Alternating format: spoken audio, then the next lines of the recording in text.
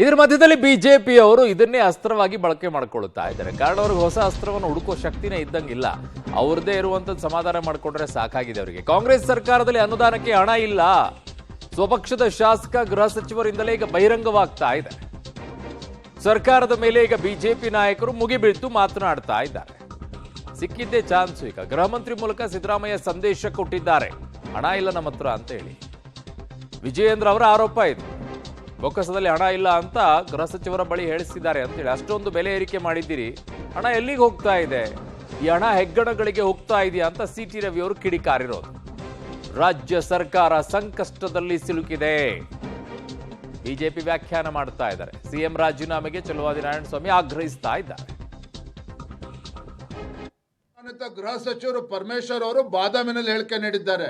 ಸಿದ್ದರಾಮಣ್ಣ ಅವರ ಹತ್ರ ಕಾಸಿಲ್ಲ, ದಯವಿಟ್ಟು ಹಣ ಕೇಳಕ್ಕೆ ಬರಬೇಡಿ. ಅರ್ಥಾತ್ ರಾಜ್ಯದ ಗೌರವಾನ್ವಿತ ಮುಖ್ಯಮಂತ್ರಿಗಳು ಗೃಹ ಸಚಿವರ ಮುಖೇನ ಕಾಂಗ್ರೆಸ್ ಪಕ್ಷದ ಶಾಸಕರಿಗೆ ಒಂದು ಸಂದೇಶ ಕಳಿಸ್ಕೊಟ್ಟಿದ್ದಾರೆ. ಬೊಕ್ಕಸದಲ್ಲಿ ಹಣ ಇಲ್ಲ, ಹಾಗಾಗಿ ಯಾವುದೇ ಶಾಸಕರು ಅನುದಾನವನ್ನ ಕೇಳಬೇಡಿ. ಅದಕ್ಕೋಸ್ಕರ ಪರಮೇಶ್ವರ್ ಅವರು ಹೇಳಿರ್ತಕ್ಕಂಥದ್ದು ಸಿದ್ದರಾಮಣ್ಣ ಅವರ ಹತ್ರ ಹಣ ಇಲ್ಲ, ದಯವಿಟ್ಟು ಯಾರು ಕೂಡ ಅನುದಾನವನ್ನ ಕೇಳಬೇಡಿ ಅಂತ ಹೇಳಿ ಇವತ್ತು ಪರಮೇಶ್ವರ್ ಅವರು ಕೂಡ ಹೇಳಿಕೆಯನ್ನು ನೀಡಿದ್ದಾರೆ. ಲಕ್ಷಾಂತರ ಕೋಟಿ ಸಾಲ ಮಾಡ್ತಾ ಇದ್ದೀರಿ ಪ್ರತಿ ಬಜೆಟ್ನಲ್ಲೂ. 69 ವಿವಿಧ ಅಗತ್ಯ ವಸ್ತುಗಳು ಬೆಲೆ ಏರಿಕೆ ಮಾಡಿದ್ದೀರಿ. ಇವತ್ತು ಒಂದು ಸ್ಟೇಟ್ಮೆಂಟ್ ಕೊಟ್ಟಿದ್ದೀರಿ, ಅಬ್ಕಾರಿ ಸನ್ನದು ಶುಲ್ಕ 50% ಹೆಚ್ಚಳ ಜುಲೈ 1ರಿಂದ ಜಾರಿ. ಈ ಎಲ್ಲ ಹಣ ಎಲ್ಲಿಗೆ ಹೋಗ್ತಾ ಇದೆ? ನೀವು ಗುತ್ತಿಗೆದಾರರ ಬಿಲ್ ಕೊಡ್ತಾ ಇಲ್ಲ, 2 ವರ್ಷ ಆಯಿತು. ಅವರಿಗೂ ನರಕ ತೋರಿಸ್ತಾ ಇದ್ದೀರಿ. ಸ್ಟಾಂಪ್ ಡ್ಯೂಟಿಯಿಂದ ಹಿಡಿದು RTC ವರೆಗೂ ಬೆಲೆ ಏರಿಕೆ ಮಾಡಿದ್ದೀರಿ. ಸ್ಮಾರ್ಟ್ ಮೀಟರಿಂದ ಹಿಡಿದು ಟ್ರಾನ್ಸ್ಫಾರ್ಮರ್ ವರೆಗೆ ಎಲ್ಲ ದರವನ್ನು ಏರಿಸಿದಿರಿ. ಎಲ್ಲಿಗೆ ಹೋಗ್ತಾ ಇದೆ ಹಣ? ನನಗನ್ಸುತ್ತೆ ಈ ಹಣ ಎಲ್ಲ ಎಲ್ಲೋ ದೊಡ್ಡ ದೊಡ್ಡ ಹೆಗ್ಗಣಗಳೇ ಖಜಾನೆ ಲೂಟಿ ಹೊಡೆಯೋಕ್ಕೆ ನಿಂತು ಬಿಟ್ಟಿರಬೇಕು ಅಂತ ಅನಿಸುತ್ತೆ. ಮುಖ್ಯಮಂತ್ರಿ ಸಿದ್ದರಾಮಯ್ಯನವರು ಆಸಕ್ತಿ ಕಳ್ಕೊಂಡಿದ್ದಾರೋ ಅಥವಾ ನಿಯಂತ್ರಣ ಕಳ್ಕೊಂಡಿದ್ದಾರೋ ಆಡಳಿತದ ಮೇಲೆ? ನಂದೆಲ್ಲ ಮುಗ್ದೋಯ್ತು ಅನ್ನುವಂಥ ನಿರಾಸಕ್ತಿ ಬಂದಿದೆಯೋ ನಿಮಗೆ, ಅಥವಾ ನಿಯಂತ್ರಣ ಕಳ್ಕೊಂಡಿದ್ದೀರೋ ಆಡಳಿತದ ಮೇಲೆ? BR ಪಾಟೀಲ್ರನ್ನ, ರಾಜು ಕಾಗೆನ ಕರೆದು ಮಾತಾಡ್ತೀನಿ ಅಂತ ಹೇಳ್ತಾ ಇದ್ದೀರಿ. ಇದನ್ನು ವೈಯಕ್ತಿಕ ಸಮಸ್ಯೆನ? ಅವ್ರ ಫ್ಯಾಮಿಲಿ ಸಮಸ್ಯೆ ಆದರೆ ನೀವು ಕರೆದು ಮಾತಾಡಿ, ನಿಮ್ಮ ಪಾರ್ಟಿ ಸಮಸ್ಯೆ ಆದರೆ ಕರೆದು ಮಾತಾಡಿ. ಇದು ರಾಜ್ಯದ ಸಮಸ್ಯೆ, ಭ್ರಷ್ಟಾಚಾರದ ವಿಷಯ. ಬಡವರಿಗೆ ಮನೆ ಕೊಡೋದ್ರೊಳಗಡೆ ನಡೆಸಿರೋ ಭ್ರಷ್ಟಾಚಾರ ಏನು ಕರೆದು ಮಾತಾಡ್ತೀರಿ ನೀವು? ಭ್ರಷ್ಟಾಚಾರ ಮುಚ್ಚಾಕೊಳ್ಳೋದಕ್ಕೆ ಅವರಿಗೆ ಬಾಯಿ ಮುಚ್ಕೊಳ್ಳಿ ಅಂತ ಹೇಳ್ತೀರಾ? ಅಥವಾ ನಿಮ್ಮ ಬದ್ಧತೆ ಏನು? ಬಡವರಿಗೆ ಲೂಟಿ ಹೊಡೆಯೋದ್ರೊಳಗೆ ನಿಮ್ಮದು ಸಹಮತ ಇದೆಯಾ? ಬಡವರಿಗೆ ಮನೆ ಕೊಡೋದ್ರೊಳಗಡೆ, ಲಂಚ ತಗೊಳ್ಳೋದ್ರೊಳಗಡೆ ನಿಮಗೂ ಸಹಮತ ಇದೆಯಾ? ಸಹಮತ ಇಲ್ಲದೆ ಇದ್ರೆ ನೀವು ಹೇಗೆ ಕರೆದು ಮಾತಾಡ್ತೀನಿ ಅಂತ ಹೇಳ್ತೀರಿ? ಭ್ರಷ್ಟಾಚಾರ ಏನು ನಿಮ್ಮಿಬ್ಬರು ಖಾಸಗಿ ವಿಷಯನಾ? ಇದು ರಾಜ್ಯದ ಸಮಸ್ಯೆ ಇದೆ. ಹಾಗಾಗಿ ಕರೆದು ಮಾತಾಡೋದಲ್ಲ.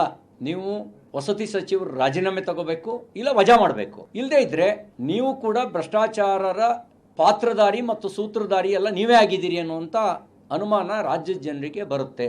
ನಿಮ್ಮ ಭ್ರಷ್ಟಾಚಾರ ಮಿತಿ ಮೀರಿದಾಗ ಅದನ್ನೇ ಸಹಿಸಿಕೊಳ್ಳಲಾರದಂತ ಕಾಂಗ್ರೆಸ್ಸಿಗರು ಕೂಡ ಇದ್ದಾರೆ. BR ಪಾಟೀಲ್ ಅವರು ಇರ್ಬೋದು, ಇವತ್ತು ಅವರೇ ಹೇಳಿದ್ದಾರೆ. ಆಮೇಲೆ ಗೋಪಾಲ್ ಕೃಷ್ಣ ಅವರು ಹೇಳಿದ್ದಾರೆ, ನಾನು ಒಂದೇ ಒಂದು ಚರಂಡಿ ರಸ್ತೆ ಮಾಡ್ಲಿಕ್ಕೂ ನಾನು ಯೋಗ್ಯನಿಲ್ಲದೆ ಆಗ್ಬಿಟ್ಟಿದ್ದೇನೆ, ಅಂತ ಪರಿಸ್ಥಿತಿಯಲ್ಲಿ ಇದ್ದೇನೆ ಅಂತ. ಮೊನ್ನೆ ಗೋಪಾಲ್ ಕೃಷ್ಣ ಅವರು ಹೇಳಿದ್ದಾರೆ, ಮಂತ್ರಿಗಳು ರಾಜೀನಾಮೆ ಕೊಡ್ಬೇಕು ಅಂತ. ಅನುದಾನನೇ ಸಿಗ್ತಾ ಇಲ್ಲ ಅಂತ ಹೇಳಿ ಕಾಗೆ ಅವರು ಹೇಳಿದ್ದಾರೆ. ಹೀಗೆ ಒಬ್ಬೊಬ್ರು ಒಂದೊಂದು ರೀತಿಯಲ್ಲಿ ಸರ್ಕಾರದ ವಿರುದ್ಧವಾಗಿ ತಿರುಗಿ ಬೀಳಲಿಕ್ಕೆ ಪ್ರಾರಂಭ ಆಗಿದ್ರಿಂದ ಈಗ ಸರ್ಕಾರಕ್ಕೆ ಬೇರೆ ಮಾರ್ಗ ಇಲ್ಲ.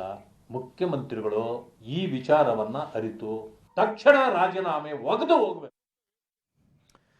ಸೊ ಬಿಜೆಪಿಯವರಂತೂ ಈಗ ಮುಗಿಬಿದ್ದಿದ್ದಾರೆ. ಅದರ ಮಧ್ಯದಲ್ಲಿ JDSನವರು ಕೂಡ ಹೋಗಿ ಇವತ್ತೇನೋ ಬಹುದೊಡ್ಡ ಆರೋಪವನ್ನ ಮಾಡಿದ್ದಾರೆ. ಅವ್ರಿಗೆ ಬೇರೆ ರಾಜಭವನಕ್ಕೆ ಹೋಗಿ ಕಂಪ್ಲೇಂಟ್ ಬೇರೆ ಕೊಟ್ಟಿದ್ದಾರೆ. ಇನ್ನೂ ಏನೇನಾಗುತ್ತೋ ಬೆಳವಣಿಗೆಗಳು ಗೊತ್ತಿಲ್ಲಪ್ಪ. ಅವರವರೇ ಕಿತ್ತಾಡ್ಕೊಳ್ತಾರೋ ಅಥವಾ ಬೇರೆದವರು ಅದಕ್ಕೆ ಇನ್ನೊಂದಿಷ್ಟು ಹತ್ತಿರೋ ಬೆಂಕಿಗೆ ತುಪ್ಪ ಸೋರದ್ಬಿಟ್ಟು ಉರಿಲಿ ಅಂತ ಕಾಯ್ತಾರೋ? ಚಳಿ ಕಾಯಿಸ್ಕೊಳ್ಳೋದು ಅಭ್ಯಾಸ ಅಲ್ಲ ರಾಜಕಾರಣಿಗಳಿಗೆ.